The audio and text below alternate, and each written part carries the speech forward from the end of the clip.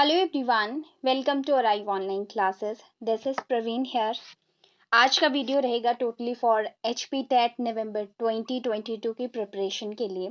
इस वीडियो में मैं आपको मेजर जो 4 चीज़ें बताने वाली हूँ वो है क्वेश्चंस का पैटर्न क्या रहता है, आपकी स्ट्रेटजी क्या होनी चाहिए, टाइम टेबल आपको कैसे बनाना चाहिए, क्या फॉलो करना चाहिए और बेस्ट बुक्स आपको कौन सी फॉलो करनी चाहिए बेस्ट रिजल्ट्स के लिए।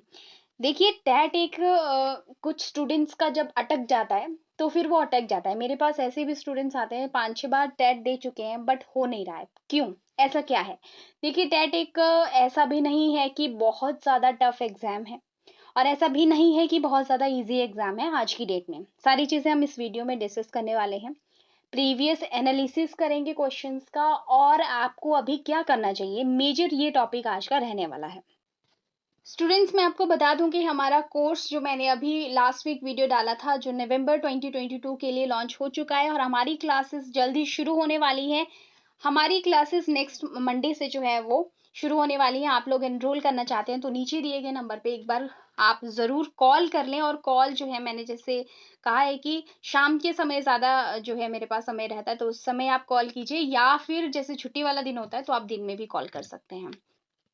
तो देखिए सबसे पहले अगर बात करें पैटर्न ऑफ क्वेश्चन, किसी भी एग्जाम को देने से पहले आपके माइंड में एक क्लियर कट इमेज उसके बारे में होना चाहिए कि उसमें क्वेश्चन किस तरह के पूछे जाते हैं। अगर बात करें क्वेश्चंस की तो इजी टू टफ रहते हैं।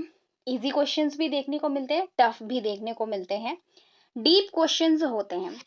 एनसीईआरटी से डीप क्वेश्चन भी उठाए जाते हैं जो कि डायरेक्ट एनसीईआरटी से रहते हैं, लेकिन उसके लिए आपको एनसीईआरटी की एक एक लाइन पढ़ना जरूरी होता है। कंसेप्चुअल क्वेश्चन, एनसीईआरटी के अंदर जो कंसेप्ट दे के रखे हुए हैं क्या वो आपको अच्छे से समझ आए हैं, इस बेसिस के ऊपर भी कुछ क्वेश्चन देखे जाते हैं। हालांकि ये क्वेश्चन बहुत कम होते हैं लेकिन ऐसे क्वेश्चन भी आपको देखने को मिलते हैं। और 70 to 80% डायरेक्ट क्वेश्चंस रहते हैं एनसीईआरटी से। अगर जैसे मैं यहाँ पे मेडिकल की बात कर रही हूँ तो आपको पता है मेजर पोर्शन आपका बायो का होता है। बायोलॉजी के 60 क्वेश्चंस होते हैं और ये वेटेज बहुत ज़्यादा होता है। सबसे पहला काम आपका यही होना चाहिए कि जो आपका सब्जेक्ट बायोलॉजी है इसमें आपकी अच्छी खासी कमांड होनी चाहिए। बायो आपको टेट में ही नहीं बल्कि आपके कमीशन में भी बहुत ज़्यादा हेल्प करेगा। ये आपका मेन सब्जेक्ट है, इसको तो आपको हर एक एंगल से पढ़ना है। Tough, easy, concept based questions हो, एडिशनल क्वेश्चंस हो, हर एक चीज़ आपको इसकी पढ़नी है। मतलब आप इसमें कुछ भी स्किप नहीं करेंगे। इसमें कमांड इसलिए बनाना भी ज़रूरी है बिकॉज ये आगे चल के आपको कमीशन में भी बहुत हेल्प करने वाला है। सेकेंड बात हम करते हैं कि बुक्स कौन सी पढ़ें। पहली बात, सबसे बेस्ट बुक तो एनसीईआरटी ही रहती है हमेशा, लेकिन स्टूडेंट एनसीईआरटी पढ़ना इतना इजी नहीं होता है, बहुत डिफिकल्ट है एनसीईआरटी पढ़ना। अगर आप बिगिनर्स हैं या एनसीईआरटी पहली बार पढ़ रहे हैं तब तो आप समझ लो पहली बार आप रीड करेंगे आपको ज़्यादा कुछ समझ नहीं आने वाला है। धीरे धीरे आपको चीज़ें उसमें समझ आने लगेंगी। रीड करने से कुछ चीज़ें पता चलेंगी, नोट्स मेकिंग करेंगे एनसीईआरटी से थोड़ी और चीज़ें पता चलेंगी। लेकिन पहली बार तो बिल्कुल भी आइडिया आपको नहीं लगेगा कि कितने क्वेश्चन बन रहे हैं और कहाँ से क्वेश्चन बन रहे हैं। इसलिए एनसीईआरटी थोड़ा सा, क्योंकि बहुत सारी चीज़ें पॉइंट्स में नहीं होती हैं, बड़े बड़े पैराग्राफ में सारी चीज़ें इकट्ठी दे दी गई होती है। हालांकि एनसीईआरटी में सब कुछ इंक्लूड होता है। दूसरी बुक यहाँ पे मैं बात करूंगी ओमेगा पब्लिकेशन की। बुक अच्छी आती है, हालांकि इसमें भी सारा सिलेबस इंक्लूडेड नहीं है, लेकिन फिर भी ये बुक आपको अबाउट 50 to 60% चीज़ें कवर करके दे देती है। और ऐसा भी नहीं है कि बहुत टफ लैंग्वेज इसमें यूज़ की गई है, अच्छी लैंग्वेज यूज़ की गई है। और प्लस पॉइंट ये भी है कि ओमेगा पब्लिकेशन वालों ने अच्छे एमसीक्यू भी बना के कुछ दे रखे हैं, कुछ एक अच्छे एमसीक्यू जहां से क्वेश्चन एचपी टैग में देखे गए हैं, तो आप इस बुक को फॉलो कर सकते हैं। स्वर्ण पब्लिकेशन की आपको लेनी है प्रीवियस ईयर क्वेश्चन की बुकलेट जो आती है वो आपके पास होना बहुत बहुत जरूरी है। प्रीवियस ईयर क्वेश्चन की बुकलेट तो सबसे पहले ले लो ताकि आपको ये पता चल सके कि एमसीक्यू कैसे आते हैं, वहां से आइडिया लग सके। ठीक है, स्वर्ण पब्लिकेशन के साथ साथ ओमेगा पब्लिकेशन की भी प्रीवियस ईयर क्वेश्चन की बुकलेट आती है। दोनों ही अच्छी हैं, आप कोई सी भी ले सकते हैं। हमेशा जब भी आप प्रीवियस ईयर क्वेश्चन पेपर की बुकलेट लें एक चीज़ का ध्यान रखें, उसे अच्छे से देख लें कि वहाँ पे कुछ बुक्स में मैंने देखा कि वन लाइनर क्वेश्चन ही होते हैं, वो मत लीजिए, बिकॉज एमसीक्यूज आपके पास होने चाहिए ताकि आपको एमसीक्यू सॉल्व करने की आदत पड़े। उनमें क्या है, मॉडल टेस्ट पेपर भी पीछे दिए होते हैं, आप उनको भी प्रैक्टिस कर सकते हैं। इसके बाद बात करते हैं हम टाइम टेबल की। टाइम टेबल बनाना बहुत ज़रूरी है। बहुत सारे ऐसे स्टूडेंट्स होते हैं जो प्रिपेयर तो कर रहे होते हैं लेकिन सही टाइम पे सही चीज़ नहीं पढ़ रहे होते हैं, जिसका ड्रॉबैक उसको देखने को मिलता है। हालांकि जब हम प्रिपरेशन करते थे, मैं अपनी अगर बात करूं तो मैं भी शायद सही समय पे सही चीज़ नहीं पढ़ती थी, और क्या पढ़ना चाहिए इसकी भी मुझे बेहतर नॉलेज नहीं थी जब मैं अपनी तैयारी कर रही थी। और यही वजह रही कि मुझे भी उस समय पे 3 बार टेट देना पड़ा, टेट क्वालिफाई करने के लिए। जी हाँ, क्योंकि वो चीज़ें रियलाइज़ नहीं हुई। अब वो चीज़ें पता हैं, जिस एक्सपीरियंस को मैं आपके साथ शेयर कर रही हूँ, और मुझे एचपी टेट का, मैं एचपी टेट के लिए काम कर रही हूँ पिछले 2 सालों से। और ये एक थोड़ा हैबिट में आ गई है चीज़ कि टेट के लिए क्या चीज़ें होनी चाहिए, तो मैं अच्छे से आपको गाइड कर पा रही हूँ यहाँ पे। तो जो भी चीज़ें आपको बताई जा रही हैं वो ऐसा नहीं है कि ऐसे ही मैं फेंक रही हूँ यहाँ आपके लिए बातें, ऐसा बिल्कुल भी नहीं है। ये बिल्कुल एक्सपीरियंस की हुई चीज़ें हैं और आपके लिए बहुत बेनिफिट करेंगे अगर आप इनको फॉलो करेंगे तो। टाइम टेबल की मैं यहाँ पे बात कर रही थी। देखिए, बहुत सारे लोग, कुछ ऐसे भी लोग होते हैं जो जॉब कर रहे हैं, हाउसवाइफ मैक्सिमम जो है, मेरे पास स्टूडेंट्स आते हैं कोर्स के लिए, तो मैक्सिमम हाउसवाइफ होती हैं। सबसे बड़ी प्रॉब्लम की ये ही होती है, वो यही कहती हैं कि हमारी फैमिली है, हमारी शादी हो चुकी है और हमारे बच्चे हैं, तो कैसे प्रिपरेशन करें। अपना टाइम टेबल आपको बनाना ही पड़ेगा, जैसे मर्जी। देखिए, अब विदाउट टाइम टेबल आप कैसे प्रिपेयर करेंगी, ये है ही नहीं, पॉइंट है ही नहीं कि अगर आपके पास टाइम टेबल नहीं है तो आप प्रिपेयर करेंगे। नो, आप कर नहीं सकते। रैंडम अगर आप सोचते हैं कि आपको जब समय लगे आप तब पढ़ लीजिए, लेकिन वो समय जितना आपको लग रहा है उसी समय को एक अपने टाइम टेबल में बदल लीजिए। उसका प्रॉपर टाइम बताइए कि अगर आपको 2 घंटे भी लग रहे हैं तो 2 आवर्स में आपको पढ़ना क्या है वो डिसाइड कर लीजिए। कईयों के पास पूरा पूरा दिन होता है, अभी बीएड कर रहे हैं, अगर कुछ ऐसे स्टूडेंट भी हैं जो बीएड कर रहे हैं, उनके लिए बेस्ट टाइम है प्रिपेयर करने का। अभी से प्रिपरेशन शुरू करिए, क्योंकि जैसे ही बीएड हो जाती है, अगर आपका टेट भी साथ में हो जाता है तो आप अच्छी तरह से कमीशन की प्रिपरेशन कर सकते हैं, आपको अच्छा भला टाइम मिल जाएगा उस समय पे।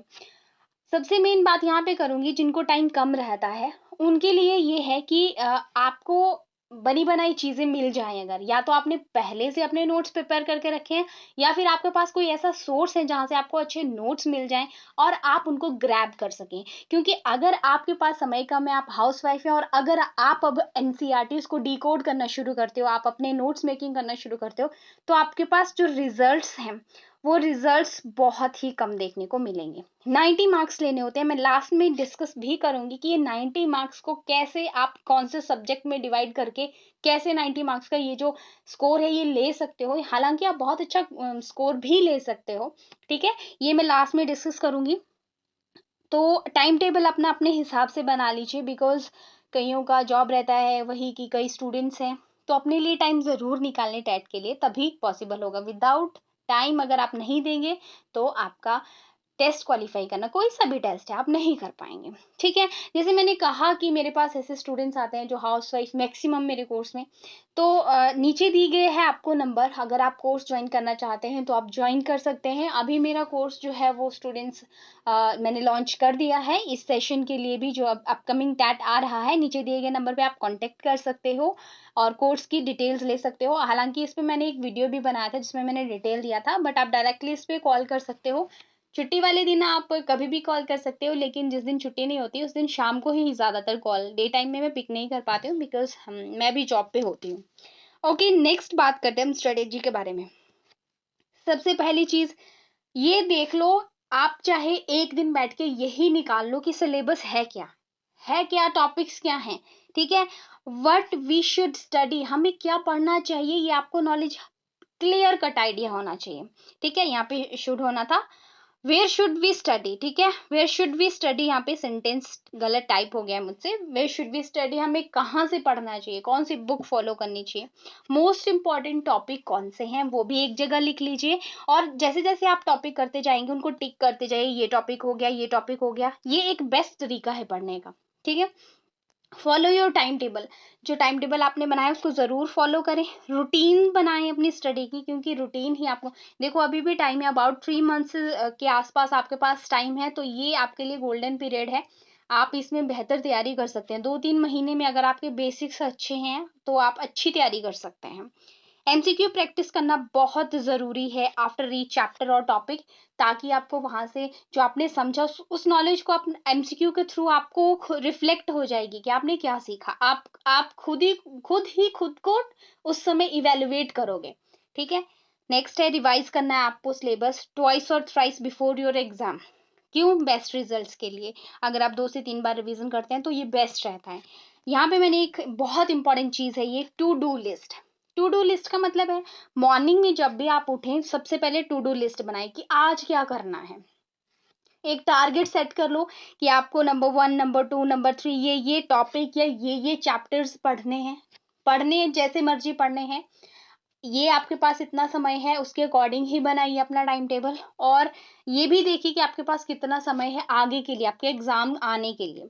तो उसको भी ध्यान में रखते हुए अपनी टू डू लिस्ट बनाइए, उसको मतलब डेली का डेली कंप्लीट करिए, तो आपका टारगेट ये हो जाएगा। हालांकि ये चीजें करना टफ होता है, देखो इतना आसान नहीं है। बोलने को बहुत ईजी है कि हाँ लिस्ट बनाइए, डेली फॉलो करिए, बहुत ईजी से मैं बोल रही हूँ या आप भी बहुत अच्छे से सुन रहे हैं, लेकिन ये बहुत डिफिकल्ट होता है, इसको फॉलो करना बहुत डिफिकल्ट होता है। और जिसने एक बार फॉलो कर लिया फिर तो उसको मतलब आगे कमीशन है उसका, उसकी रूटीन बन जाएगी एक। ठीक है, फिर तोड़नी नहीं है, टाइट कर लिया तो अपनी रूटीन तोड़नी नहीं है बैठने की। ठीक है, आप चाहे थोड़ा पढ़िए लेकिन डेली पढ़िए। मेरे एक टीचर थे बीएड में, वो हमेशा ये कहते थे कि पढ़िए, चाहे थोड़ा पढ़िए अपनी रूटीन में, लेकिन पढ़िए जरूर। और ये नहीं है कि आपका कोई एग्जाम नहीं आ रहा है तो आप क्या पढ़ें, अब चाहे आप न्यूज़पेपर ही पढ़िए, आपको तब भी नॉलेज मिलेगी। ये चीज उन्होंने मुझे कही थी और ये सच में होता है।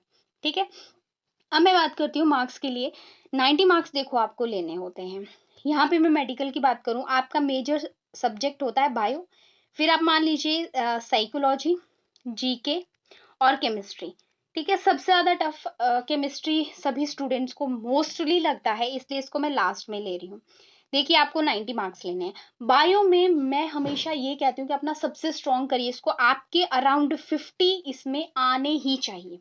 ठीक है, और अगर आप अच्छे से तैयारी करते हैं तो आते हैं 55 से अब भी स्टूडेंट के मेरे कोर्स में आते हैं, क्योंकि वो तैयारी करते हैं, उस हिसाब से वो तैयारी करते हैं। साइकोलॉजी 30 मार्क्स का आता है, मान लो मैं इसमें मिनिमम लगा रही हूँ 20। ठीक है, 20 लगा रही हूँ मैं, मिनिमम लगा रही हूँ। इसमें भी बच्चे 28 27 लेके आते हैं, 25 से अब। जीके में भी मैं 20 ही लगा रही हूँ। चलो केमिस्ट्री वीक है, मान लो मैं इसमें सिर्फ आपके 15 ही लगाती हूँ, मान लो। ठीक है, ये मैंने मान लिया। तो देखो स्टूडेंट, 50 + 20 यहाँ पे हो गए 70, 70 + 20 हो गए आपके 90, 90 + 15 आपके हो जाते हैं 105। ये मैंने मिनिमम मार्क्स आपको लगाए हैं, आप इससे ज्यादा भी ले सकते हैं।